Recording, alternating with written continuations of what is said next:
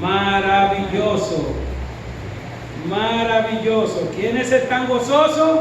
Amén. Gloria a Dios. Esta es una iglesia gozosa, ¿verdad?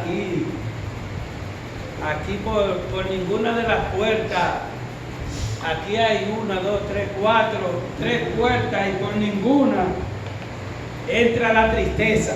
Ay, ay, ay, ay, gloria a Dios. No tiene espacio. No tiene espacio, no tiene espacio. Se queda allá afuera. Sí, muy bien. Maravilloso, pues feliz tarde para todos. Amén. Un gozo, ¿verdad? Un privilegio, una bendición poder estar en la casa del Señor, ¿verdad? Juntos como iglesia, para adorar a Dios, para bendecir a nuestro Dios, para glorificar a nuestro Dios. Yo quiero que vayan de inmediato ahí en su Biblia, que la tienen ahí.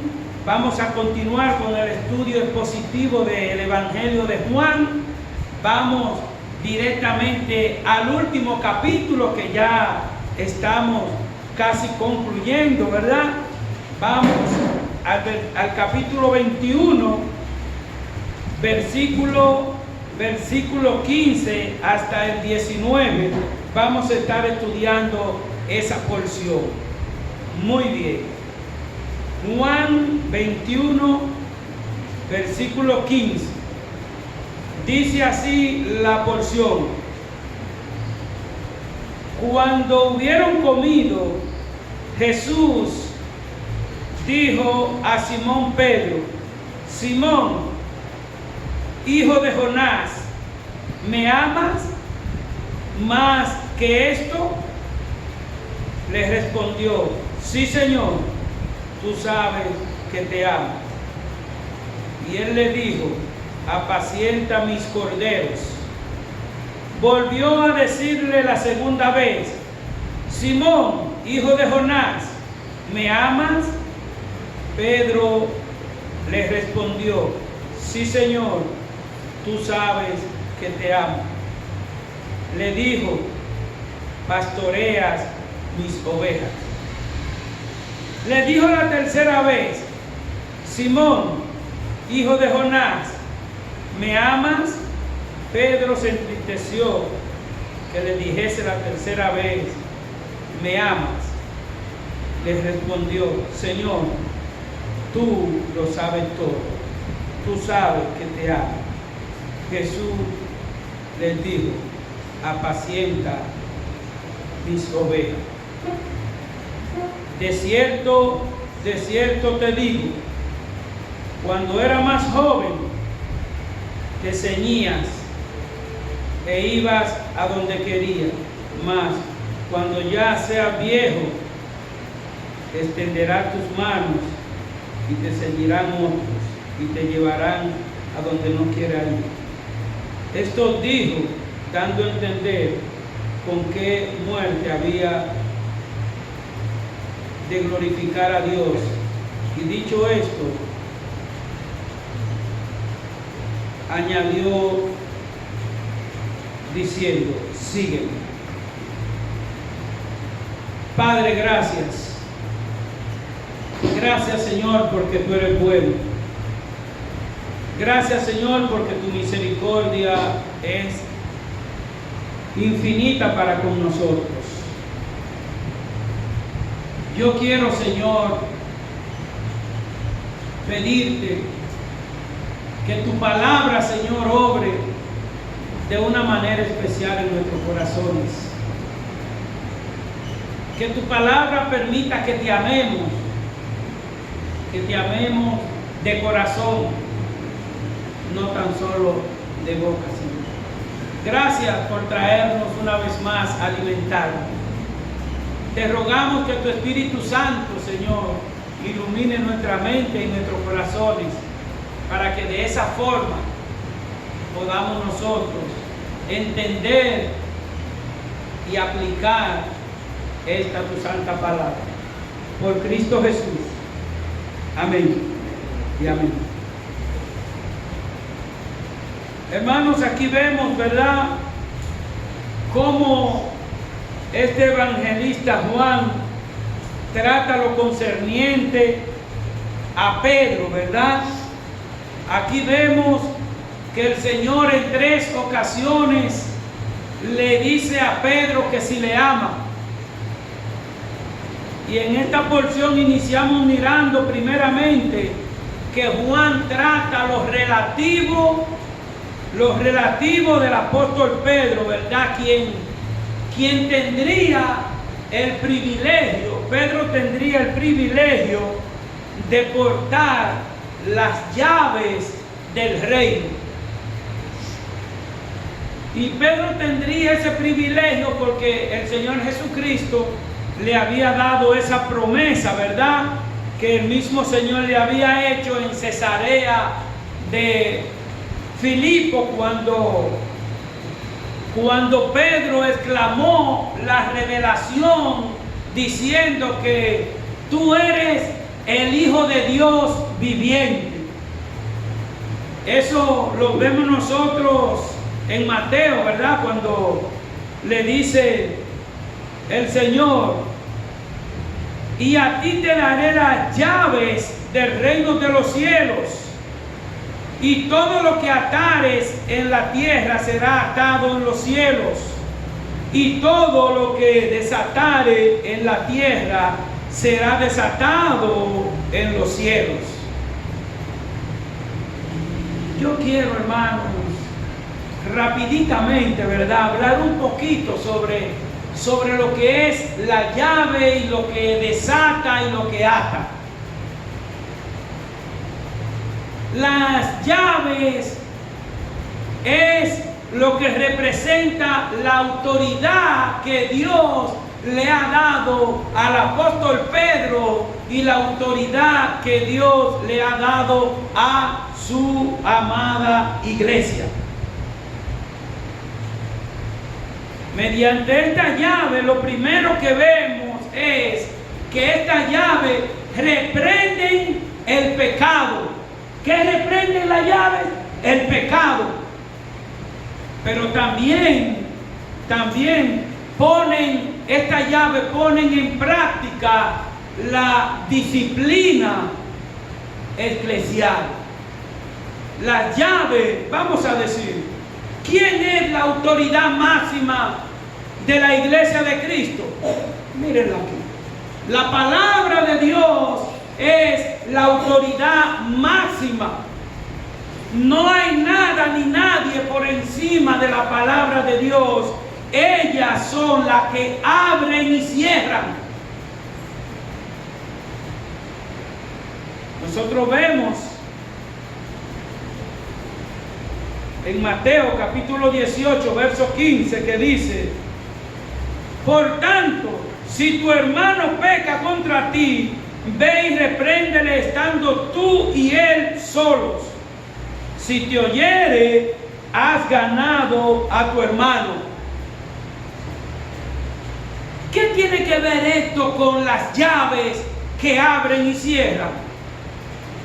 Pues si usted ve un hermano que anda en pecado, en deshonra a Dios, usted en amor, usted en humildad, usted en oración se dirige a su hermano y le dice: querido hermano, yo quiero hablar contigo porque el Señor nos manda a que nos amemos, el Señor nos manda a que nos apartemos de las cosas mundanas. Y usted en amor le va explicando, y cuando ese hermano entonces atiende y presta atención y obedece, la palabra dice que entonces usted ha ganado a su hermano. Es decir, que la llave ha abierto lo que estaba cerrado. Ya ese hermano que tomó la decisión de arrepentirse ya tiene herencia en los cielos. Pero el texto más abajo dice que si no te oyere, tú busca varios hermanos. Si no te oyere, aún con los hermanos, llévalo ¿a dónde? A la otra llave. ¿Cuál es la otra llave? La iglesia. La iglesia, para que entonces la iglesia ore, la iglesia siga exhortándole en el amor de Cristo. Y si aún así no se arrepiente, entonces ¿cómo queda esa llave? Atada, ahí queda atado al pecado, queda por incrédulo. Y eso es parte de lo que hace, ¿verdad?, esa llave. Aquí vemos, ¿verdad?, querida iglesia, que cuando dos hermanos se unen, como dice, que donde hay 2 o 3 reunidos en el nombre del Señor, ahí está Él. Pues cuando 2 hermanos se juntan en amor, hay poder de Dios en ellos. ¿Para qué? Para desatar, para limpiar cualquier impureza, para quitar, ¿verdad?, cualquier malentendido que haya entre otro hermano, siempre haciéndolo en amor. Y vemos aquí, como vimos el texto, ¿verdad?, que con los minuciosos detalles que son presentados a través de la Biblia, nosotros tenemos la oportunidad de conocer el temperamento, ¿verdad?, de muchos hombres, de estos discípulos que siguieron a Jesús. Nosotros, a través de la historia bíblica, conocemos mucho de su accionar. Y aquí vemos que ¿cuáles fueron esos hombres? ¿Cómo eran aquellos hombres que Jesucristo usó para su ministerio?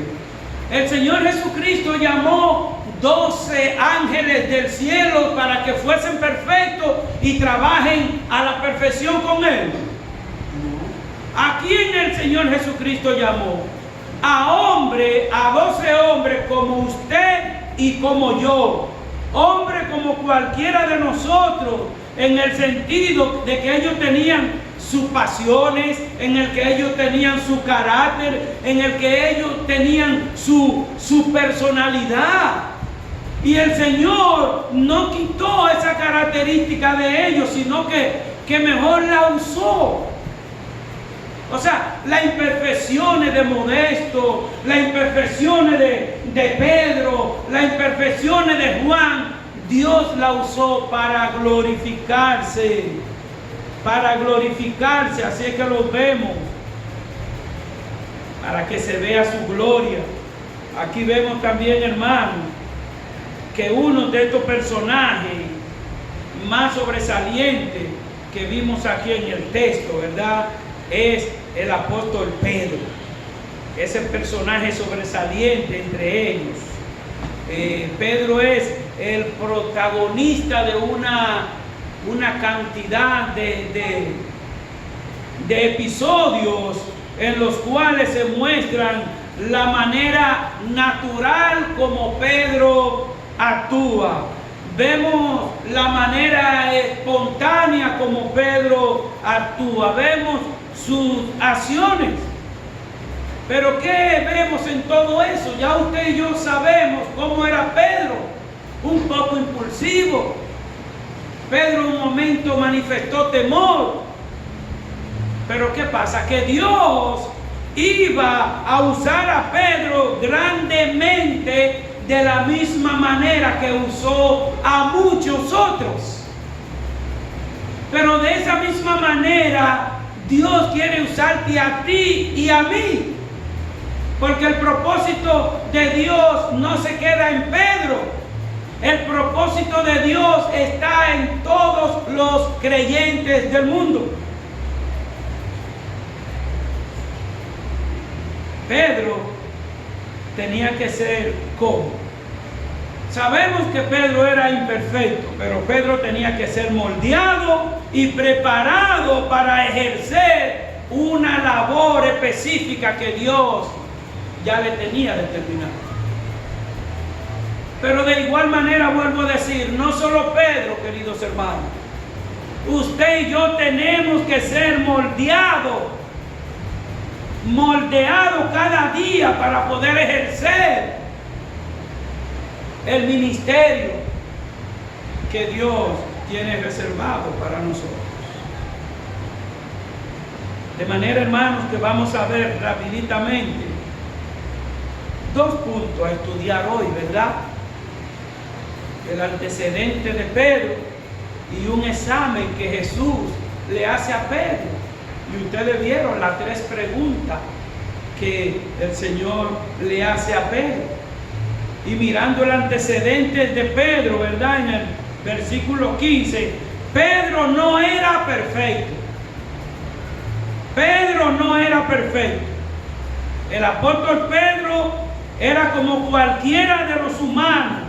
No era un hombre perfecto, sino un hombre pecador y lleno de errores. Pedro tenía errores como usted y como yo. Pero usted sabe por qué Dios lo trajo a usted y a mí aquí. Para que veamos la gloria de Dios, cómo trabajó en Pedro y cómo trabaja en usted y en mí. Pedro era un hombre lleno de errores, tanto así que el Señor duró trabajando con Pedro. ¿Cuánto tiempo en el ministerio? 3 años duró el Señor Jesucristo trabajando el carácter, trabajando el comportamiento, trabajando el accionar de Pedro. ¿Para qué? Para que luego Pedro pueda ser aquel hombre capacitado para dirigir las ovejas del Señor, para dirigir el rebaño del Señor. Usted y yo, Dios nos está preparando para dirigir ovejas para Cristo. ¿Cuáles son las ovejas que usted tiene que dirigir? La casada, su esposo, sumisión y obediencia. Los hijos, esas son las ovejas. Los familiares, esas son las ovejas. Y es interesante, ¿verdad?, recordar que cuando el Señor hace el llamado a Pedro, sabemos que desde el inicio de la porción que leímos, ¿verdad?, que dice donde dice que cuando hubieron comido, nos acordamos, ¿verdad?, que habían salido de la barca, el Señor le había preparado el desayuno, como dije yo. Pues es interesante saber que cuando Jesús le hace el llamado a Pedro al servicio para trabajar en el ministerio, también Pedro no se encuentra solo. Pedro se encuentra con su hermano Andrés, su hermanito Andrés, ¿verdad? En Marcos capítulo 1, verso 17 dice: y les dijo Jesús, venid en pos de mí y haré que seáis pescadores de hombres. Qué maravilloso, hermano, que cuando venimos a Cristo, hermano, miren, cuando venimos a Cristo, Cristo va trabajando, mire, Cristo va trabajando de una manera, mire, que cualquiera lo ve como si fuera lento, pero no es lento. Cristo va cambiando nuestro carácter. Yo le voy a hacer una pregunta que a lo mejor usted y yo somos iguales en la respuesta que vamos a dar. Yo era una persona con un carácter fuerte. Yo no sé usted, pero yo era de un carácter fuerte. No es que todavía deja de ser fuerte, pero el Señor lo está trabajando. Y en usted está trabajando el Señor ese carácter. Porque en Pedro lo trabajó. Y vemos el resultado en Pedro, que más adelante vamos a ver ese resultado maravilloso de Pedro, ¿verdad? En Juan capítulo 1, verso 42, el Señor cambia el nombre a Pedro. O sea, el Señor cambia el carácter, el Señor cambia la manera de hablar, el Señor cambia muchísimas cosas cuando nosotros venimos a Él, porque es que Él nos transforma. A Pedro le cambió el nombre. Pedro se llamaba Simón y Él le dijo entonces que se llamará Cefa, Pedro, roca, ¿verdad? En arameo. Dice el 42. Y le trajo a Jesús. Yo quiero que veamos esto. Y le trajo a Jesús. Y mirándole Jesús dijo: tú eres Simón, hijo de Jonás. Tú serás llamado Cefa, que quiere decir Pedro en arameo. Pero vamos a hacer énfasis en este verso 42 que dice: y le trajo a Jesús. ¿Quién le trajo a Jesús? ¿Quién fue que le trajo a Pedro a Jesús? Como dije ahorita, su amado hermano Andrés. Andrés era discípulo de Juan el Bautista. Inmediatamente Andrés escucha que Jesucristo anda por ahí, pues inmediatamente fue detrás del Señor y luego le dice a Pedro: hemos encontrado al Señor. Algo maravilloso, hermano, que Dios ahora, hoy Cristo también quiere que como Andrés trajo a su querido hermano Simón, hoy también Dios quiere que tú traigas a un hermano tuyo, a un familiar tuyo, a que conozca de Cristo. Si no puede traerlo aquí a la iglesia porque vive a cierta distancia, pues tráelo a Cristo a través de mensaje bíblico por el teléfono. Pero Andrés no quería que su hermano Simón se perdiera en el infierno y lo trajo a Jesús. Nosotros también tenemos que velar por las almas de nuestros hermanos. Es evidente, hermanos, que fueron muchas las cosas que Pedro tenía que cambiar. Eran muchas las cosas que Pedro tenía que cambiar, pero Pedro se mantuvo, ¿verdad?, firme y con deseo y con humildad y con perseverancia. Y aquí vemos algo importante, que Pedro era humilde en todas las correcciones que el Señor Jesucristo le hacía. El Señor le decía cosas, le soltaba cosas a Pedro y él se mantenía manso y humilde a la enseñanza.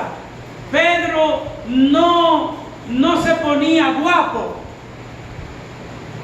Pero es triste, hermanos, que a veces a nosotros, aún siendo cristianos, creyentes, nos corrigen, nos instruyen, nos amonestan y miren, y ponemos la cara a veces, mire como si fuésemos incrédulos cuando nos corrigen. Y como dice la palabra que Pedro se mantuvo en las correcciones que el Señor le daba, manso y humilde, dice. Y así mismo nos dice el Señor, que aprendamos de Él, que Él es manso y humilde de corazón. Mateo 11, 29. El Señor nos da una forma, el Señor nos da una manera para que nuestras almas estén tranquilas, para que nuestras almas estén descansadas. Eso es cuando usted y yo somos mansos y humildes de corazón. El que no actúa con humildad y mansedumbre, el corazón siempre está, mire, como exaltado, como cuando yo tengo la presión alta, que ese corazón se me quiere salir, pues así actúa, ¿verdad?, la persona que no está mansa, que no está humilde. Pero sigamos mirando rápidamente algunas de las imperfecciones de nosotros los hombres. De las imperfecciones de nosotros cuando quitamos la vista ¿de quién? De Cristo. Cuando quitamos la vista de Cristo hay problema, hay déficit, hay dificultad, hay hundimiento. Y eso fue lo que pasó aquí con Pedro, ¿verdad? En Mateo 14, 22 en adelante. Vemos que cuando Pedro quitó la vista del Señor Jesucristo, comenzó a hundirse. Cuando usted y yo quitamos de nuestro proyecto, de nuestro matrimonio, de nuestra familia, de nuestra empresa, cuando quitamos la vista de Cristo, hay déficit. Hay déficit. Hay déficit.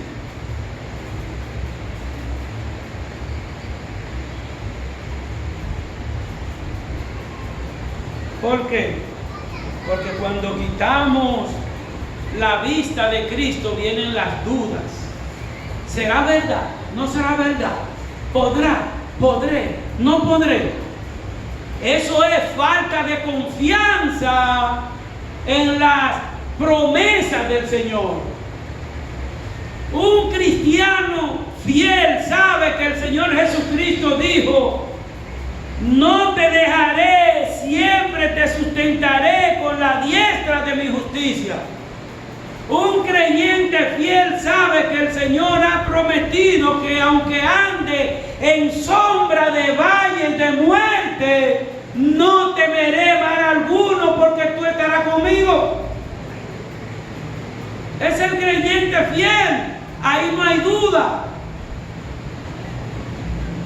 Pero también otras veces viene el temor. Muchos de nosotros padecemos en diferentes momentos el temor.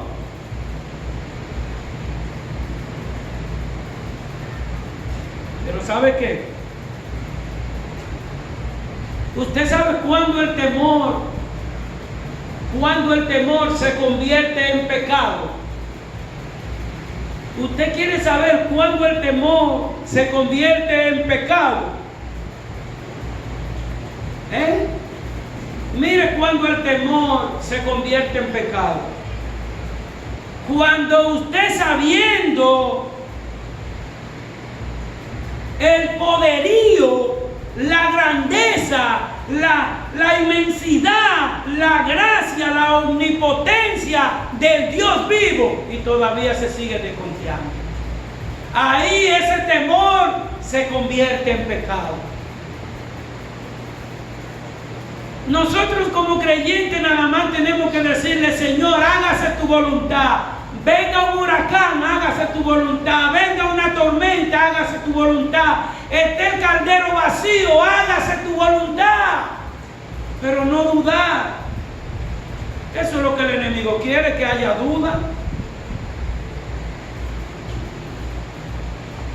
Pero veamos estos logros espirituales que Dios tiene para nosotros, como lo vimos con Pedro aquí, ¿verdad? Dijimos en el principio de la porción que Pedro no era perfecto, ¿verdad? No era perfecto, pero no era perfecto y llegó a ser irreprensible. Dios capacitó a Pedro para que fuera irreprensible. Irreprensible es que no había una persona que le dijera: mira, Pedro está haciendo esto mal, mira, Pedro está pecando, mira, Pedro no debe de actuar así. No había nadie que le dijese eso, porque el Señor estaba trabajando en Pedro todos esos 3 años. ¿Cuántos años está trabajando el Señor Jesucristo en ti? Dile al Señor que siga haciendo el trabajo que estaba haciendo en Pedro, que continúe en ti. Eso le digo yo al Señor. Moldéame, Señor. Moldéame.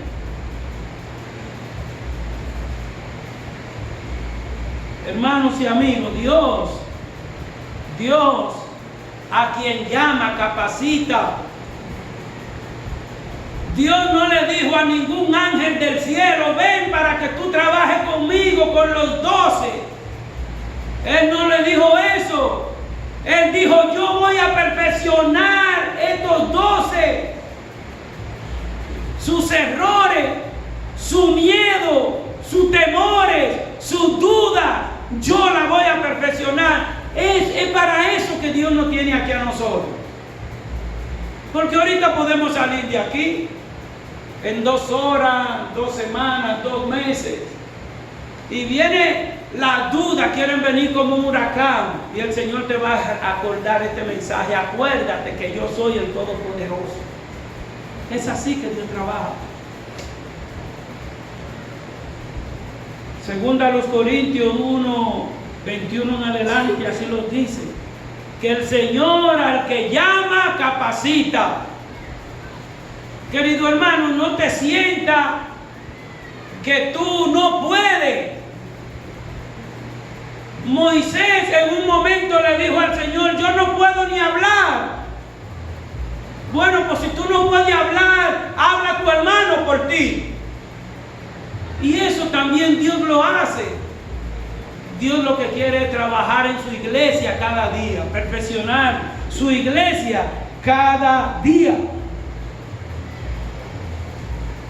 Y después vemos entonces que a través de ese cambio, de esa perfección, de toda esa amonestación que Dios le ha dado a Pedro, vemos entonces que Pedro se somete a los hermanos, se somete a los pastores, y así juntos levantan la iglesia en Jerusalén.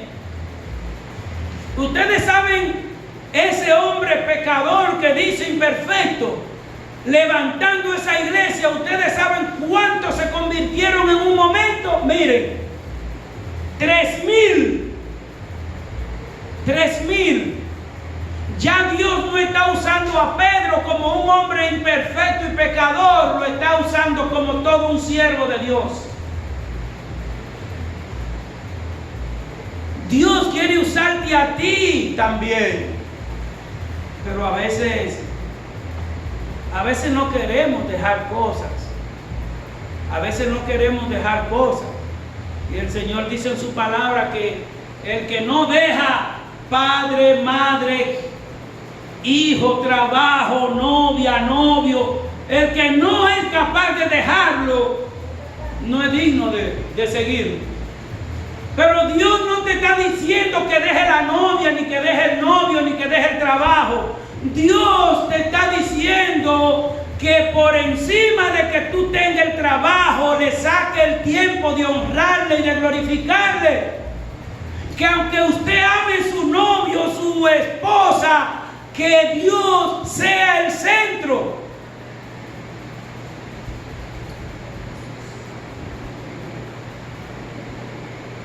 Dijimos en el principio que Pedro, imperfecto. Miren ahora cómo aconseja a aquel que era imperfecto, cómo Dios lo ha ido capacitando, bendiciendo, como lo quiere hacer contigo. Dice en Primera de Pedro, capítulo 5, dice Pedro entonces: ruego a los ancianos que están entre vosotros, yo anciano con ellos, yo anciano también con ellos y testigo de los padecimientos de Cristo, que soy también participante de la gloria que será revelada. ¿Y qué dice Pedro? Apacentar la grey de Dios, apacentar la iglesia de Dios que está entre vosotros, cuidando de ella. no por fuerza, sino voluntariamente, no por ganancia deshonesta, sino con ánimo pronto, no como teniendo señorío sobre los que están a vuestro cuidado, sino siendo ejemplo de la grey. Y cuando aparezca el príncipe de los pastores, vosotros recibiréis la corona incorruptible de gloria. ¿Están escuchando el mensaje que da Pedro a esa iglesia? Eso no es de un hombre que no está guiado por el Espíritu Santo. Ya ese hombre está lleno de la gracia de Dios. Ya Pedro rebasó el temor.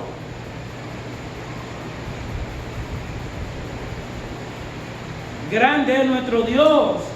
Pedro venció la duda. Pedro venció el temor. Pedro venció la ignorancia.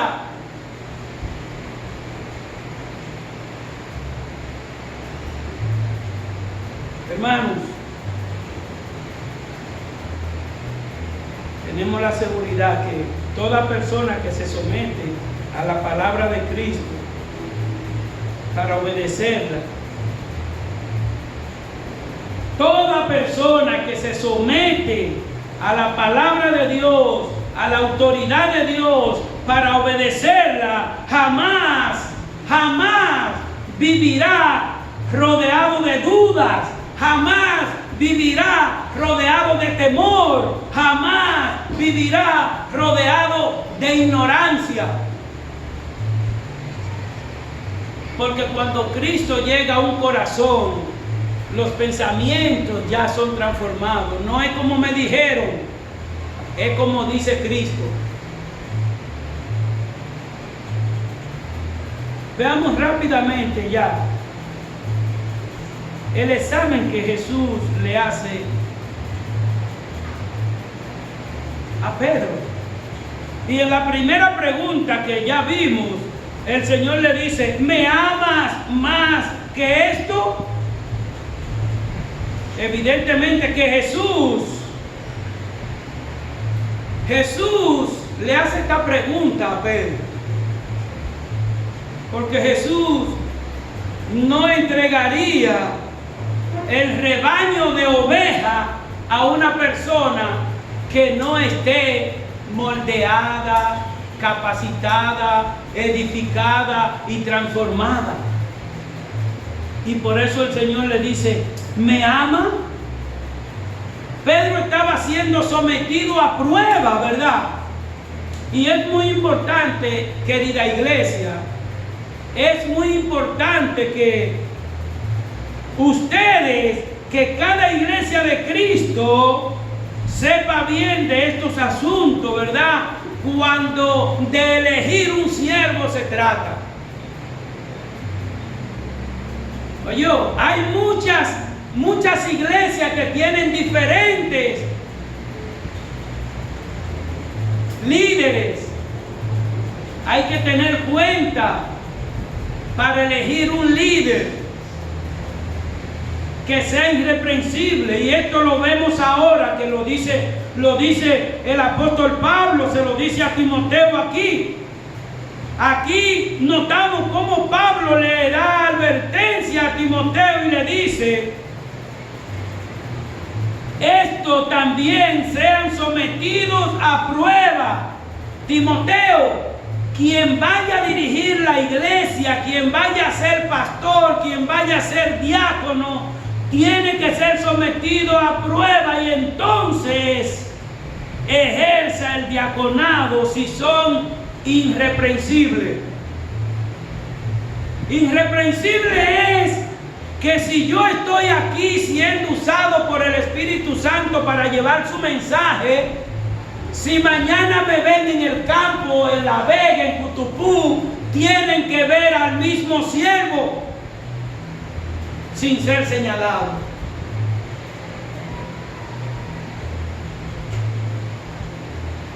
Es muy importante en que los hombres de Dios, hermanos,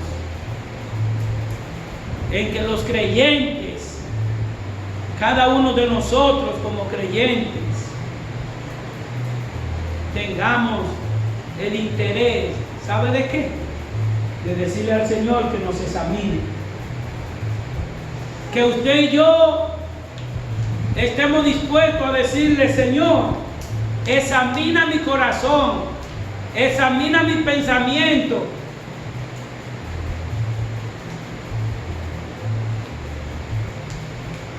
Examina mi actitud, examina mi carácter. ¿Por qué? Porque a veces creemos que estamos, mire, que estamos perfectos, que todo va bien. Ese gran rey David le dijo al Señor en el Salmo 139, 23, le dijo: examina, oh Dios, y conoce mi corazón, pruébame y conoce mis pensamientos. ¿Sabe para qué le dice ese gran rey David lo que tú y yo tenemos que decirle al Señor?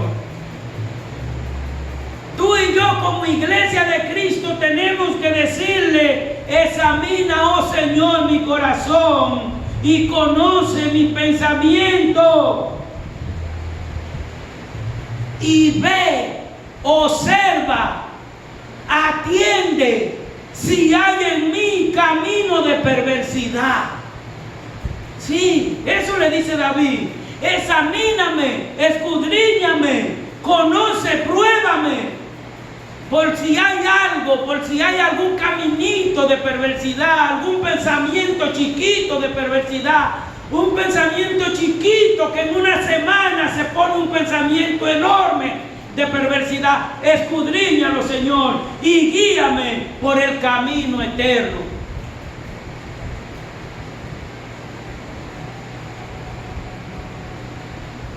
La segunda pregunta que Jesús le hace nuevamente a Pedro: ¿me amas? La respuesta de Pedro, aunque más pensada, ¿verdad?, que la primera, pero fue la misma respuesta. ¿Saben por qué? Porque todavía Pedro no entiende que para Jesús no basta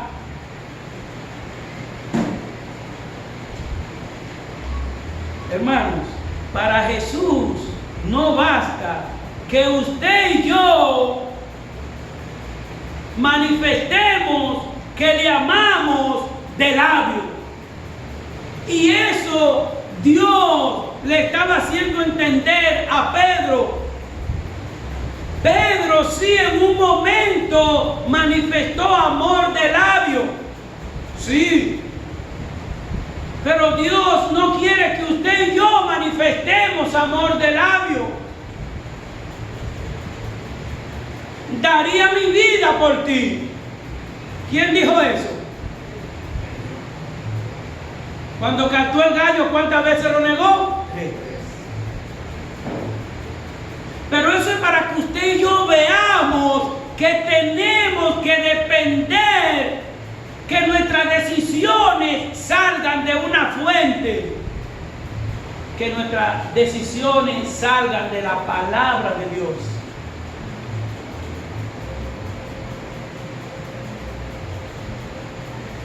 De manera que decir amar al Señor es estar, mire, decir amar a Dios es estar dispuesto a morir.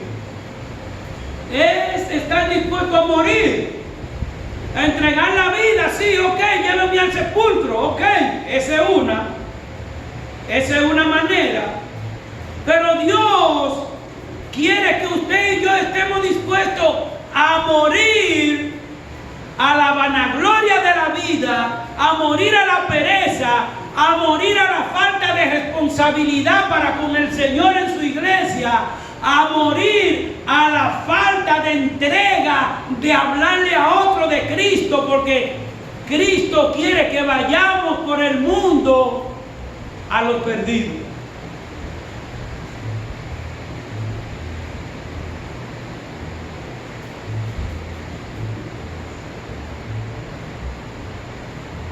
De manera que Era necesario que Pedro entendiera el tipo de amor que Dios demanda, que Dios requiere. Y por último, para concluir, vemos la tercera pregunta. Le dijo la tercera vez: ¿me amas? Y le respondió: Señor, tú lo sabes todo. Tú sabes que te amo. Jesús les dijo: apacienta mis ovejas.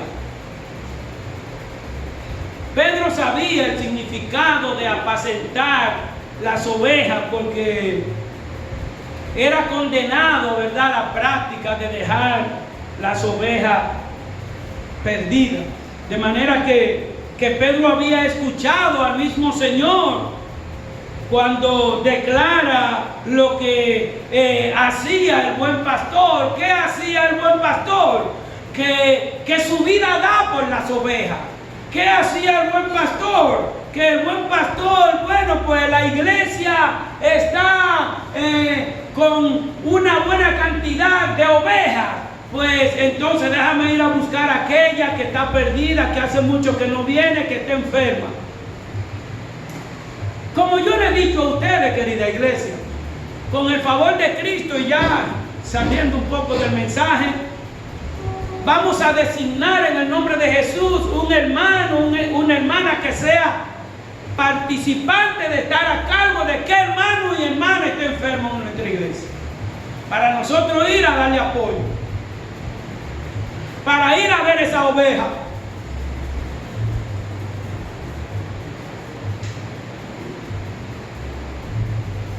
De manera que Pedro ya sabía, con todo lo que Pedro escuchó, aprendió, ya sabía y lo demostró. Y vamos a ver cómo lo demostró.